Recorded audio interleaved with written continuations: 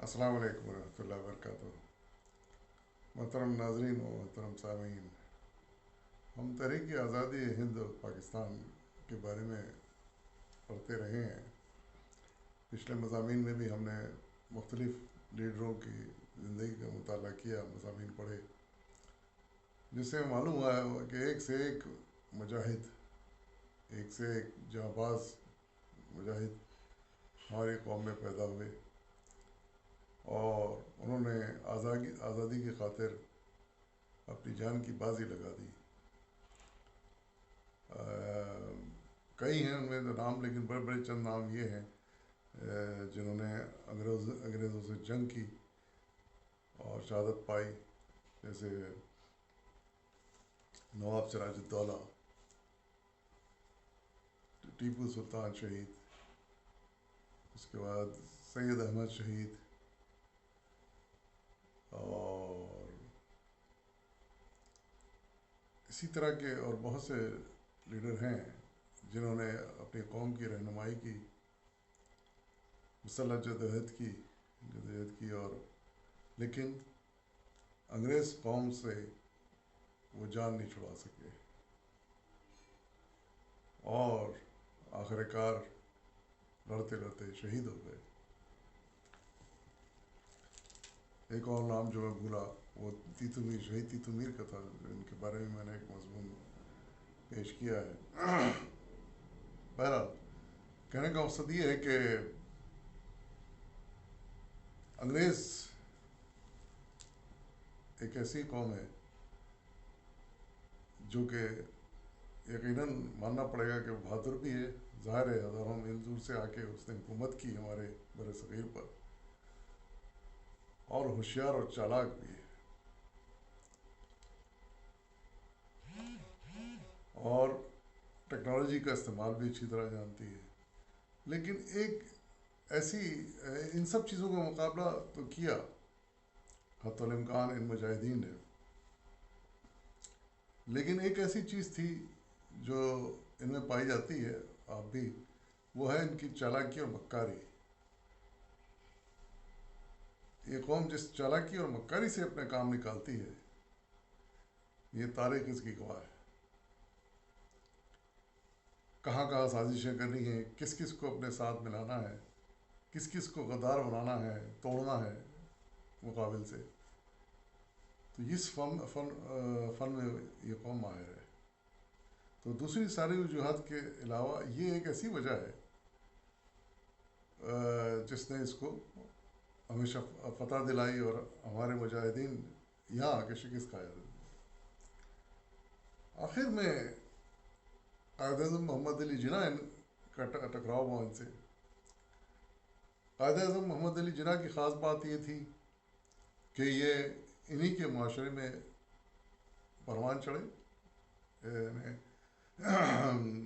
जवानी के फ़ौरन बाद वो चले गए थे इंग्लैंड, वहीं रहे, वहीं तालीम हासिल की, इन्हीं के कवानीन उन्होंने पढ़े, वहाँ रहकर डिग्रियाँ हासिल की, और इस कौम को अच्छी तरह वो समझ गए थे, इसकी जो रग रग से वो वाकिफ़ हो गए थे, और अच्छी तरह समझ गए थे कि इस कौम से अगर टकराना है तो किस तरह टकराना है, किन किन चालों से बच के चलना है, और किन किन चालों को किस तरह चलना है, ये सब वो सीख कर आए, उसी कौम से सीख कर आए। तो उसका ये फ़ायदा हुआ कि वो चूँकि कानून के भी उनके माहिर थे, उनकी चालों को भी वो समझ गए थे, तो इसलिए कायद-ए-आज़म को शिकस्त देना इनके लिए नामुमकिन हो गया। और कायद-ए-आज़म ही फिर वो वाहिद दस्ती रहे जिन्होंने इनकी चालाकियों को समझा, इनकी चालों को समझा, और हर चाल को तोड़ निकाला। और इस तरह उनको इनको शिकस्त देते देते थे आखिरकार वो चीज़ हासिल कर ली जिसके लिए हमारे मुजाहिदीन ने अपनी जानें दे दी थी, यानी आज़ादी, इनसे आज़ादी। लेकिन कमाल ये देखिए कि बग़ैर तीर और तलवार के, बग़ैर बंदूकों के, बग़ैर तोपों के, इन्होंने अपनी जहानत से اپنی سمجھداری سے، اپنی مستقل مزاجی سے اور اپنی ہمت سے انہوں نے کارنامہ انجام دیا جو یقیناً جس کا کریڈٹ ان کو جاتا ہے، قائد اعظم محمد علی جناح کو۔ بہرحال آج کا مضمون جو ہے اس میں مصنف نے قائد اعظم کے زندگی کے چند ایک ایسے واقعات بیان کیے ہیں جو ان کی شخصی ذاتی زندگی سے متعلق ہیں، اور ان سے پتہ چلتا ہے کہ وہ کس ذہن کے، کس اخلاق کے، کس کردار کے مالک تھے، اور کیا مضبوطی تھی، اعتماد تھا ان کو اپنے اوپر، جس کی وجہ سے وہ اتنی بڑی کامیابی حاصل کر پائے۔ آئیے اس مضمون کا مطالعہ کرتے ہیں۔ آج کے مضمون کا عنوان ہے سالار قوم اور کون بنتا۔ سوال کیا ہے انہوں نے کہ اور کون بن سکتا تھا، ان سے زیادہ کوئی ہوشیار، قابل، سمجھدار اور ان کو سمجھنے والا اس قوم کو کوئی اور نہیں تھا۔ سب کی نگاہیں ایسے شخص کو ڈھونڈ رہی تھی جسے کسی قیمت پر خریدا نہ جا سکے، اور خاص بات یہ تھی کہ یہ انگریز ان کو کسی قیمت پر خرید نہیں سکتے تھے۔ مصنف کا نام ہے ممتاز حسن۔ آپ لکھتے ہیں، مطالعہ کو شروع کرتے ہیں۔ محمد علی جناح کی سیاسی شخصیت ایک تاریخی معمہ ہے، ایک ایسا شخص جو اپنے طرز زندگی اور انداز فکر میں عام مسلمانوں سے کوئی نسبت نہیں رکھتا تھا۔ جمہور کا قائد اعظم کیسے بن گیا؟ یہ کیسے ہوا کہ ایک پڑھا لکھا، یورپ کا تعلیم یافتہ کانگریسی رہنما، جس کی رائے میں انٹرنس پاس سے کم کسی شخص کو انڈین نیشنل کانگریس کی معمولی رکنیت بھی نہیں ملنی چاہیے تھی، کروڑوں ان پڑھ اور پسماندہ مسلمانوں کا واحد نمائندہ اور ان کے سیاسی نصب العین کا خضر راہ مانا گیا اس کو۔ اس معمے کا حل ڈھونڈنا ہو تو حقائق پر نظر رکھنی چاہیے، دو حقائق پر نظر رکھنی چاہیے۔ پہلی یہ کہ محمد علی جناح کا خلوص اور دیانت، اور ان کے ہم اثر مسلمان لیڈروں میں عین انہی صفات کا فقدان۔ مسلمان روسا اور عمائدین میں ایسے سر برآوردہ بزرگوں کی کمی نہیں جنہیں سرکار انگریز کی بارگاہ میں قرب حقیقی حاصل تھا، اور جن کی بات کو وائسرائے بہادر کے گوش کانوں تک آسانی سے رسائی میسر تھی۔ ایسے لوگ بھی بہت تھے جو اپنے خطیبانہ ولولہ انگیزی سے بڑے بڑے اجتماعات کو مسحور کر سکتے تھے۔ ان کے لیے نوجوانوں کو جوش دلا کر حکومت کی مسلح فوجوں کے سامنے سینہ سپر کر دینا بائیں ہاتھ کا کرتب تھا۔ یہ سب موجود تھے، مگر مسلمانوں کو ایک مخلص اور بے غرض رہنما کی تلاش تھی۔ ان کی آنکھیں کسی ایسے شخص کو ڈھونڈ رہی تھیں جو ان کے قومی مفاد کو اپنے ذاتی مقاصد پر قربان نہ کرے، اور جو کسی صورت، کسی قیمت پر خریدا نہ جا سکے۔ انہوں نے اوروں کو بھی دیکھا اور جناح کو بھی، پھر انہی کو اپنا رہنما چن لیا۔ عام غریب مسلمان جناح کو کیا سمجھتے تھے، مجھے اس کا اندازہ 1946 میں ہوا جب جناح لندن کے مشرقی حصے میں واقع ایک مسجد میں نماز جمعہ پڑھنے تشریف لے گئے۔ لوگوں نے انہیں دیکھتے ہی صفیں کی صفیں خالی کر دیں تاکہ وہ آگے کی صف میں بیٹھ سکیں۔ یہ لندن کی بات ہو رہی ہے۔ اگرچہ انہوں نے آخری صف ہی میں بیٹھنا پسند فرمایا اور کہا، میں دیر سے آیا ہوں اور کسی اور جگہ کا مستحق نہیں ہوں، یعنی مجھے آگے جگہ نہیں ملنی چاہیے، میں دیر سے آیا ہوں، میں پیچھے بیٹھوں گا۔ اندازہ لگائیے کہ ان کی سوچ کا کہ کس کا انصاف پسند، حقیقت پسند انسان تھے۔ نماز ختم ہوئی تو چھوٹے چھوٹے بچوں نے انہیں گھیر لیا۔ وہ جناح صاحب کو قریب سے دیکھنا اور ان سے ہاتھ ملانا چاہتے تھے۔ ان میں کچھ ایسے بھی تھے جو اپنی چھوٹی چھوٹی کاپیوں میں ان کے دستخط لینا چاہتے تھے۔ اس کے بعد ہر نمازی نے ان سے مصافحہ کیا۔ یہ خلوص اور عقیدت کا ایک بے مثال مظاہرہ تھا۔ ایک شخص پر رقت طاری ہو گئی اور اس نے ہاتھ اٹھا کر دعا مانگی، اے خدا میری زندگی محمد علی جناح کو بخش دے۔ یہ بھی ہوا تھا اس مسجد میں۔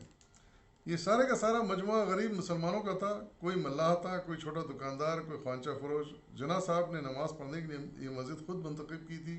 ان کا ارشاد تھا، جب وہ کسی ایسی مسجد جانا چاہتے ہیں جو کسی فرقے سے خاص نہ ہو اور جہاں غریب مسلمان نماز پڑھتے ہوں۔ اسی طرح مجھے یاد ہے کہ 1938 میں جب مجھے اپنے گاؤں جانے کا اتفاق ہوا تو گاؤں کے مرد، عورتیں اور بچے آ کر مجھ سے ان کی صحت کے متعلق پوچھنے لگے۔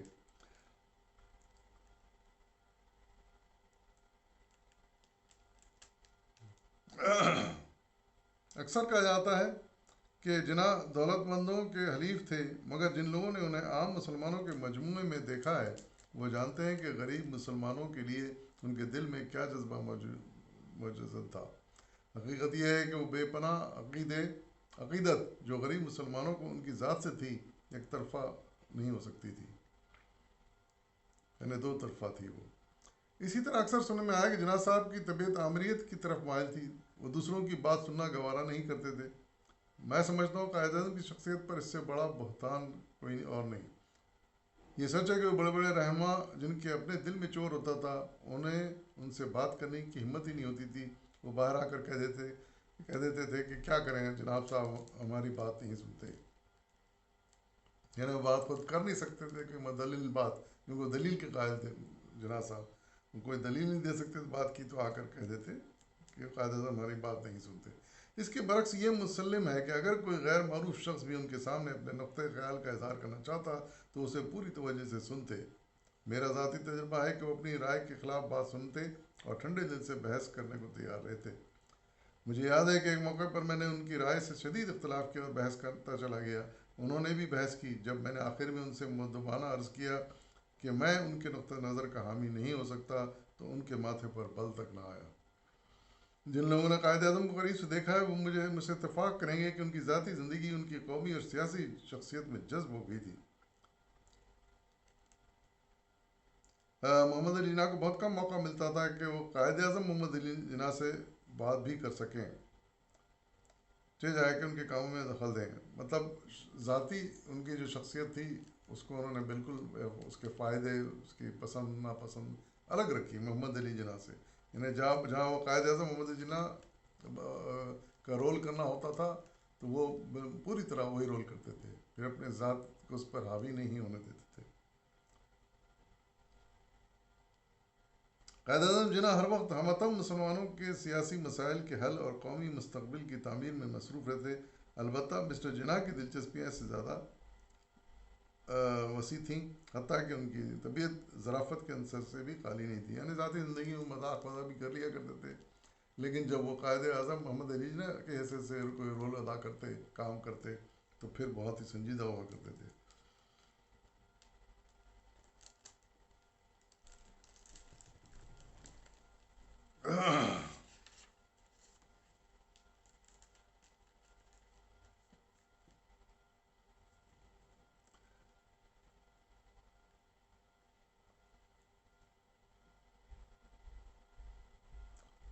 ایک موقع پر انہوں نے مجھے ایک سرکاری کام کے لیے بلایا تھا۔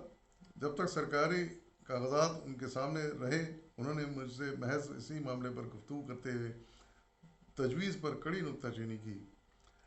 ایک سوال کے بعد دوسرے کے بعد تیسرا غرض سوالات کی ایک بوچھار کر دی۔ آخر جب پوری طرح مطمئن ہو گئے اور کاغذات پر دستخط فرما دیے تو ان کے چہرے پر فی الفور تبسم نمودار ہوا۔ انہوں نے اس ملاقات میں پہلی بار میرا مزاج پوچھا، پھر ہنس ہنس کر باتیں کیں اور رخصت کیا۔ مجھے محسوس ہوا کہ میں نے ایک ہی ملاقات میں قائد اعظم محمد علی جناح، گورنر جنرل پاکستان کو بھی دیکھا ہے اور ان سے بہت ہی مختلف ایک اور انسان یعنی مسٹر محمد علی جناح کو بھی دیکھا ہے۔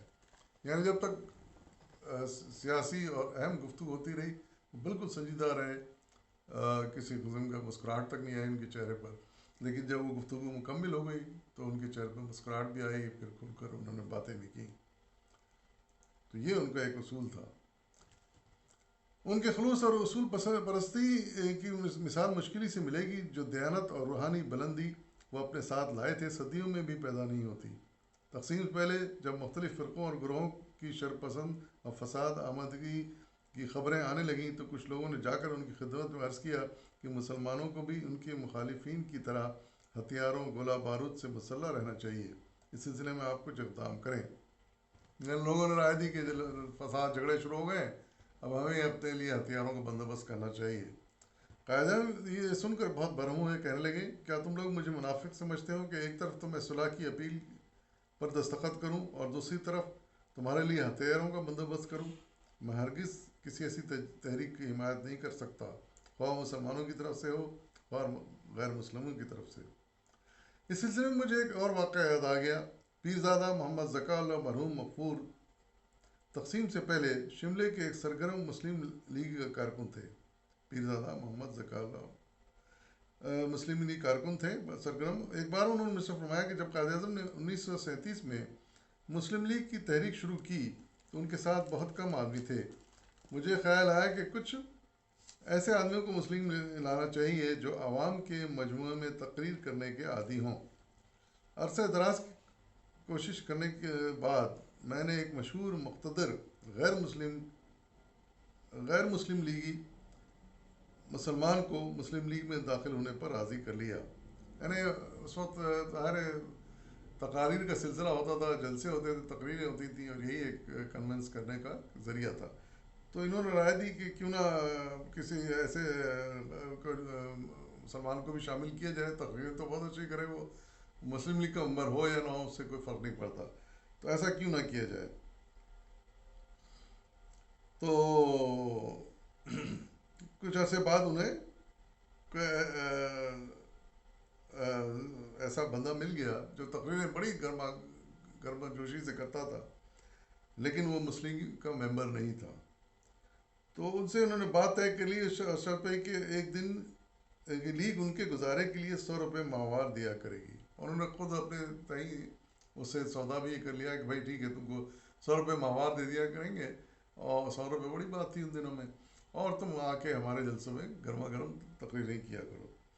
میرا خیال تھا کہ انہوں نے اس قدر کم مانگ کر بڑے اثار کا ثبوت دیا ہے۔ میں خوشی خوشی جناح صاحب کے پاس پہنچا اور ان سے کہا، دیکھیے قسمت نے یاوری کی ہے، ایک مشہور و معروف کانگریسی کارکن جو ایک خوش بیان مقرر بھی ہے مسلم لیگ میں آنے کے لیے تیار ہے، بشرطے کہ ہم اس کے لیے فقط 100 روپے ماہانہ کا بندوبست کر دیں۔ آپ اجازت دیں تو معاملہ فوراً طے ہو جائے گا۔ اگر ضروری ہوا تو ہم لوگ اس رقم کا بار لیگ کے فنڈ پر نہیں ڈالیں گے بلکہ خود ہی انتظام کر لیں گے۔ آپ کے کہنے کی دیر ہے، مطلب آپ مان جائیں تو ان کو ہم اپنے ہاں تقریر کے لیے ان کو انگیج کر لیں، جلسوں میں تقریر کرانے کے لیے۔ پیرزادہ مرحوم کا بیان ہے کہ قائد اعظم میری بات سن کر مطلقاً خوش نہیں ہوئے بلکہ بلا توقف کہا، مجھے افسوس ہے کہ میں اس تجویز سے متفق نہیں۔ میں نے کہا، جناب والا، میں تو سمجھا تھا کہ میں ایک اہم مجدہ لے کر آپ کے پاس حاضر ہوا اور آپ میری تجویز کا خیر مقدم کریں گے۔ آخر آپ کے پاس کارکن ہیں ہی کتنے، اور ان میں سے بھی کتنے ایسے ہیں جو عام مسلمانوں پر اثر ڈالتے ہوں اور گرما گرم تقریریں کر سکتے ہوں۔ جناح صاحب نے کہا، دیکھو میاں، تمہاری تجویز میں اس لیے منظور نہیں کر سکتا کہ یہ کام مسلمانوں کا اپنا کام ہے، اور اسے کرنے کے لیے کسی مسلمان کو رشوت دینا میرے نزدیک قطعاً ناجائز ہے۔ اگر آپ کے دوست واقعی سمجھتے ہیں کہ انہیں مسلم لیگ میں آ کر کام کرنا چاہیے تو شرطیں ٹھہرانا کیا مانے۔ دوسرے یہ کہ ہم ایک غریب قوم ہیں، آپ کے دوست ہم سے صرف 100 روپے مانگتے ہیں فی الحال، اگر ہم ان کی شرط منظور بھی کر لیں تو اس کی کیا ضمانت ہے کہ ہم سے زیادہ مالدار قومیں انہیں اس سے زیادہ رقم دے کر دوبارہ ہم سے نہ چھڑا لیں گی۔ کیا پوائنٹ نکالا انہوں نے کہ آج ہم سے وہ 100 روپے لے لیں گے، تقریر نہیں کریں گے ہمارے جلسوں میں آ کے، کل کوئی اور قوم ان سے ان کو 200 روپے 400 500 روپے دے کے انگیج کر لے گی، وہ چھوڑ کے نکل جائیں گے ہمارے پاس سے۔ تو ایسے سودے کا کیا فائدہ، اس طرح کے تقریروں کا کیا فائدہ۔ تم ان کے پاس جاؤ اور کہو کہ اگر وہ آ کر ہم میں شامل ہو جائیں، یعنی مسلم لیگی ہو جائیں، تو ہم دل و جان سے ان کا استقبال کریں گے، جو روگی سوگی ہمیں میسر ہوگی اس میں سے وہ بھی حصے دار ہوں گے، لیکن اگر وہ پیشگی کوئی شرط عائد کرنا چاہتے ہیں تو بہتر ہے جہاں ہیں وہیں رہیں۔ نظر لگائی کہ اصول پسندی اور صاف دلی صاف گوئی کس قدر تھی اس شخص میں۔ نتیجہ یہ ہوا کہ وہ صاحب مسلم لیگ کا کام کرنے کو تیار نہیں ہوئے۔ ظاہر ہے کیسے ہوتے، پھر وہ تو لالچی تھے، ان کو پیسہ چاہیے تھا۔ یہ دو واقعات قائد اعظم کی سیرت پر روشنی ڈالنے کے لیے کافی ہیں۔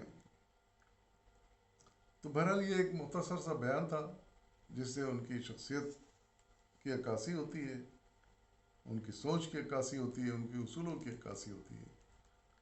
اور یہ حقیقت ہے کہ قائد اعظم زندگی بھر بڑے اصول پسند رہے اور اصولوں کو کبھی نہیں انہوں نے نہیں چھوڑا. لیکن ساتھ ہی ساتھ یہ ہے کہ وہ چونکہ انگریزوں میں بہت اندر تک رہے، ان کے ملک میں رہے، وہاں انہوں نے تعلیم حاصل کی، تو وہ ان کو اچھی طرح سمجھتے تھے اور ہر چال جو انگریز چلتے تھے اس کا ان کے پاس توڑ ہوا کرتا تھا، وہ نکال لیتے تھے. اور یہی چیز ان کی کامیابی کا سبب بنی. تو اللہ ان کے مغفرت فرمائے، ان کے درجات بلند کرے اور ہمیں ان کے اصولوں پر چلنے کی توفیق بھی عطا فرمائے. تبھی ہم اپنی آئندہ زندگی کامیاب کر سکتے ہیں. اگر ہم نے ان اصولوں کو چھوڑ دیا تو ہم تباہ برباد ہو جائیں گے. اجازت دیجیے، فی امان اللہ.